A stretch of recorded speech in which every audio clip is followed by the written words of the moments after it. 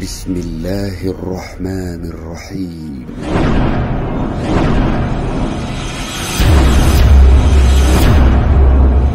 Taqza TV.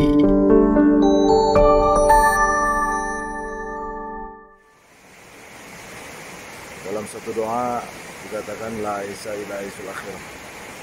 Tidak ada keindahan kecuali keindahan itu adalah keindahan akhirat. Allah menciptakan daripada airnya dari gunung subhanallah turun dengan kebeningan yang luar biasa. Kita niat untuk keluar 4 bulan insyaallah. Insyaallah. Kejayaan, kebahagiaan manusia di dunia dan akhirat hanya Allah Subhanahu wa taala letakkan dalam amal agama yang sempurna sebagaimana yang dibawa oleh baginda Rasulullah sallallahu alaihi wasallam. Pada zaman dahulu para sahabat mampu mengamalkan agama secara sempurna. Umat Islam pada saat ini akan mampu mengamalkan agama secara sempurna apabila memiliki sifat para sahabat. Jadi Bapak hadirin yang mulia, sesungguhnya kerja dakwah ini dikatakan umul ibadah. Induknya dari semua ibadah adalah dakwah. Dakwah ini ada beberapa keutamaan dibandingkan dengan amal yang lain. Pertama, Allah Subhanahu wa taala zat yang maha akbar, maha besar, memerintahkan pada semua hambanya untuk beribadah. Tetapi hadirin yang mulia, Allah Subhanahu wa taala tidak melakukannya.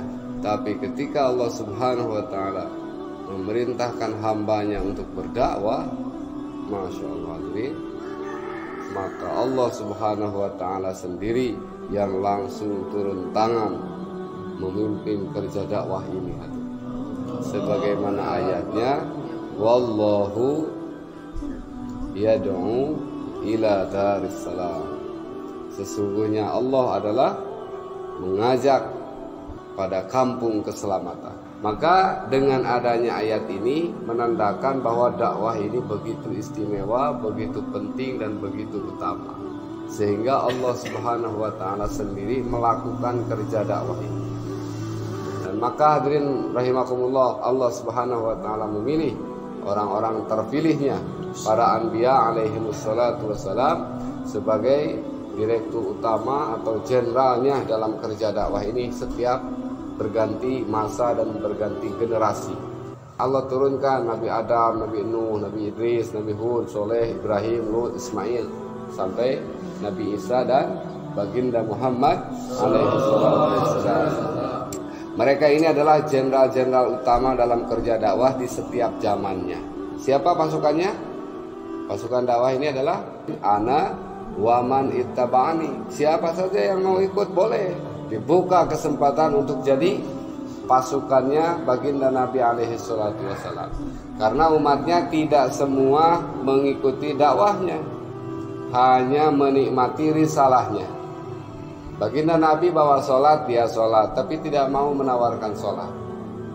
Sementara para dai Allah Subhanahu wa taala yang menjadi karyawan di proyeknya Rasulullah SAW ini, selain menikmati sholat, dia pun jadi salesnya sholat, menawarkan sholat, jadi pengedar. Beda pengedar dengan pemakai, beda hukumnya.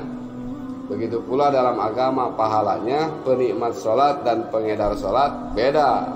Masya Allah. Jadi kerja dakwah ini adalah kerjanya Allah Subhanahu wa taala yang diwakilkan pada para anbiya, kemudian dianugerahkan kepada umatnya. Tuh, yang kedua, keutamaan dakwah dibandingkan dengan amal yang lain. Allah Subhanahu wa taala telah menurunkan perkataan yang terbaik, yaitu Al-Qur'an. Dan dengan Al-Qur'an ini talinu juluduhum, akan lembut, akan hancur kulit-kulit mereka dan hati-hati mereka dengan Al-Qur'an. Wa fadlu kalamillah ala sairil kalam kapadlillahi ala sairil khalqi. Keutamaan Al-Qur'an dibandingkan dengan semua perkataan sebagaimana keutamaan Allah dibandingkan dengan makhluknya. Tetapi hadirin rahimakumullah, Al-Quran ini bergantung sepenuhnya pada dakwah. Ketika dakwah dijalankan, maka dakwah Al-Quran ini akan berfungsi sebagaimana mestinya. Tapi kalau umat Islam ini sudah tidak peduli lagi pada dakwah, kerja dakwah sudah ditinggalkan, Allah Subhanahu wa taala melalui nabinya telah mengabarkan kepada kita akan dicabut keberkahan Al-Quran. Ketika dakwah dijalankan, Al-Quran dihidupkan. Kalau Al-Quran dihidupkan, manusia-manusia akan mudah mendapatkan hidayah. Karena dengan Al-Quran, nur kalamullah akan melumpuhkan kulit-kulit mereka dan hati-hati mereka.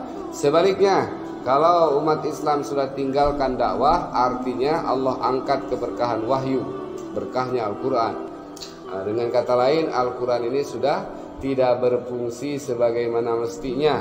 Dikuatkan oleh hadis Nabi, wa ma baqiya minal Qur'an illa rasmuh. Tidak akan tersisa daripada Al-Quran kecuali tulisannya saja. Kesannya sudah diangkat oleh Allah Subhanahu wa taala ke langit. Bagaimana untuk mengembalikannya, membangkitkannya?